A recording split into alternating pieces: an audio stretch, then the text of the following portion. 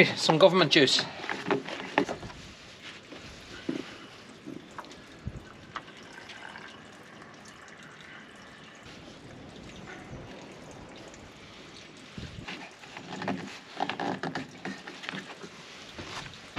Alright, so we're flat out mixing here, 7-6, mixing this big tank here. Just going to take a few load from home and draw it over to the other tank, because the other tank is flowing full and it will more or less do most of the silage ground, not just completely finish it. So we're only going to take about 15,000 gallons out of these tanks over to the farm as well. I do need to take a few tanks in addition because it's quite full. You see there, it's right up to the top of the slats. So what I did was I took the cows out of this shed, the 10 cows that still has to calve yet.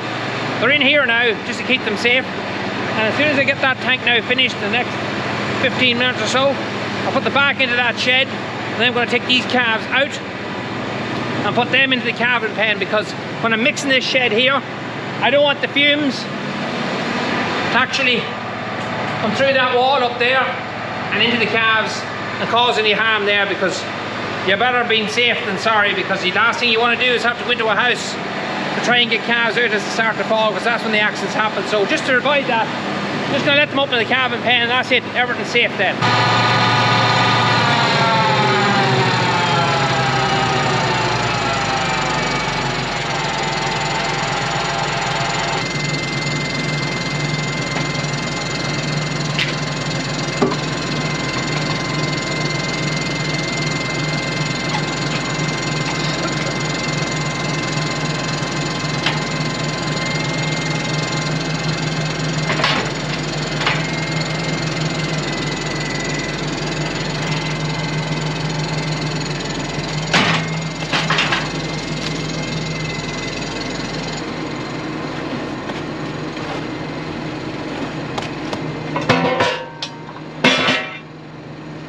These girls back into the house now.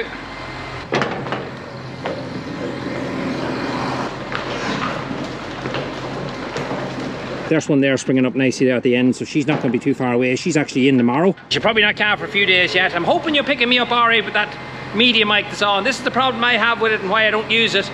It does block out the wind and you can hear me perfectly now, but when I turn it round, the back speaker is quite poor. Maybe it's a setting or something. I've tried loads of things, but I find it a very, very painful experience. Let's put it that way.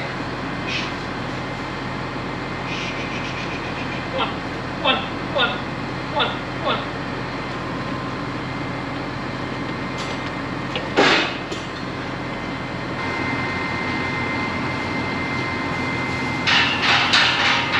That's them out of harm's way.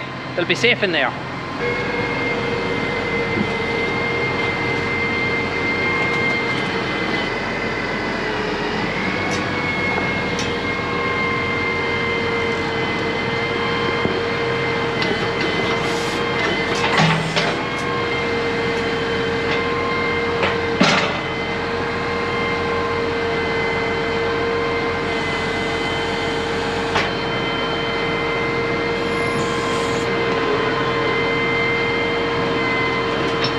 Right, so we're now mixing on the other farm, and this is the one that needs a really good mixing, because we're going to be piping everything out of this tomorrow morning. And then we're going to draw some loads over from the home farm and put them into this as we're piping.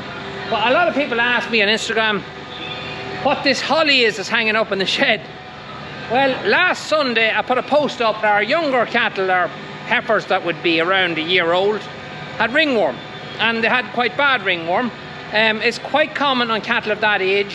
We never really get it in our cows because our cows have built up probably a resistance to it. We used to get it nearly every year on them cattle, and it will go away itself eventually. Their own body will build a resistance up against it, and after about 2 months it will go away. It doesn't really cause them any harm. Makes them look horrid bad, so I never like to see it. But a couple of treatments we would normally have used would be to get a cure done over the phone, and we got that done each year, and it worked.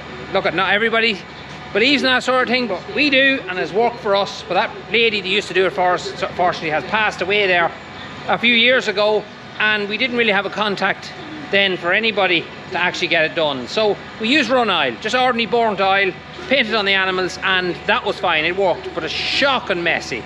You cover the walls, you cover everything in our run oil, and it stains everything. So that's why I asked last Sunday if anybody knew what we could use instead of that, just to try it out. So holly was mentioned an awful lot. Hence the reason my mother is now missing a big lump of our holly tree in the garden. Yep, I put up a lot of it because I wanted to see that holly bush gone, and I had a really good excuse that it was doing good by taking it out of where it was. Well, so I told her anyway. And the other thing we done was use iodine. Now there's our heifers here now, and you can see it round their eyes. Quite bad, all crusty and scabby round their eyes. Some of them are worse than others. Bo over there, she really has it bad.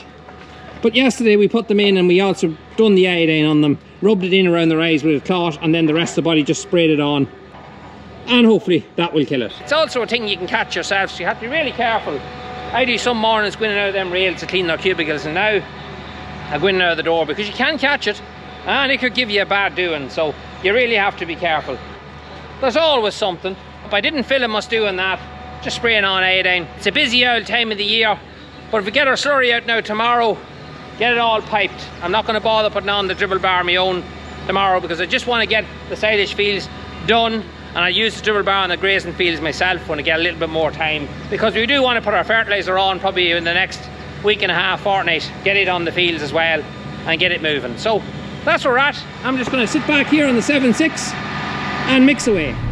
So good morning. It's just gone 10 past 8 and I'm just off getting all the milking and all the calves fed and all the bedding done and everything cleaned down, and quick bite to eat. Well, not much of a breakfast to be honest with you, but I'm a bit on the time of the day. It doesn't matter how early you get up, it's very hard to get away that time in the morning. So I need to get over here real quick because I see the guys are already after landing there now on the other farm, because he wants me to give it another mix just really quick as he starts piping. But yeah, I finished mixing yesterday evening about 5:30, so it would have settled a little bit. And when you're piping with a dribble bar, you need to keep the thing well mixed. So I'm going back over here with the mixer again, put it back into it and give it a good stir once more. So it doesn't matter how busy I am, I'll still give you as best a view as I can of what's happening, but I am a wee bit under the pressure today just to get a few things done, so I mightn't get as much coverage as I would normally get, but I'll do my best. I have the drum with me here, charged up last night, so should be alright.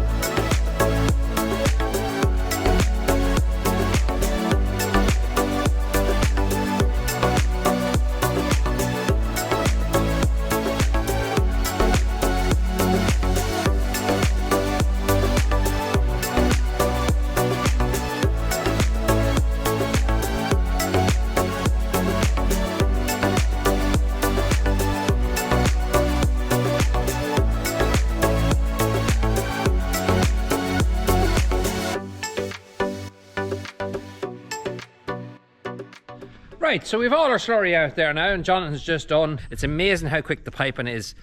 2.5 hours we have all done, and that would take me about 2 days flat out all the time to get the same amount of work done. But I did have a little bit of an unfortunate event on the way home. Just coming home, and I happened to look behind me and I said, what way is the agitator sitting? And as you can see there, I don't know if you can pick it up, but the agitator's sitting like that. That's not right. When I pick it up, it sits even more like that. So what has happened is this pin the clip has come off it. It must have went like that there, and it released itself out of this housing here, and then the whole thing just fell down. And it's not going to be just as easy as putting the pin back in, because this pin here now took the whole strain, and I can see it's badly bent now, so we're going to have to replace that pin.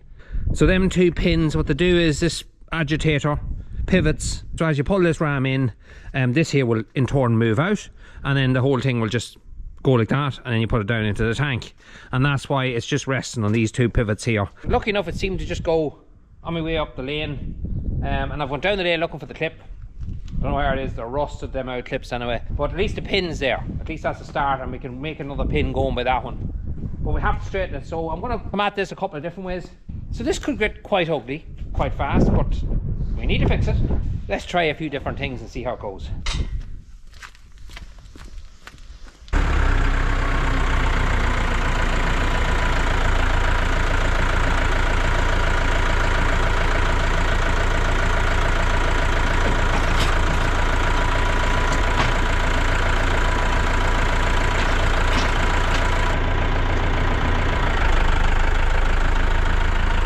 Straighten it a wee bit.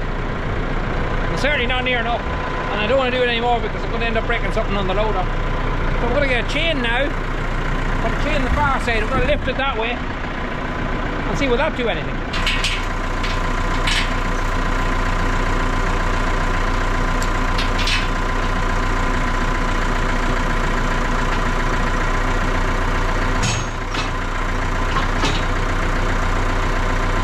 Well, that worked. Now, I give it a couple of bounces there, and the reason I'm bouncing, I'm trying to actually get the pin as straight as I can so I can get it out and get it fixed. And that did actually work. I'm going to bounce it a few more times. So every time I was bouncing it, it was straightening the pin. I don't care if it shears off completely. We have to put a pin in it anyway, and if I can't get that straight, it's going to be an absolute nightmare to get out. So we're not doing any harm by doing that, but we're well on the way now to getting it lined up into where it should be. The actual chain's in the way itself, so we might be close to getting the pin back in.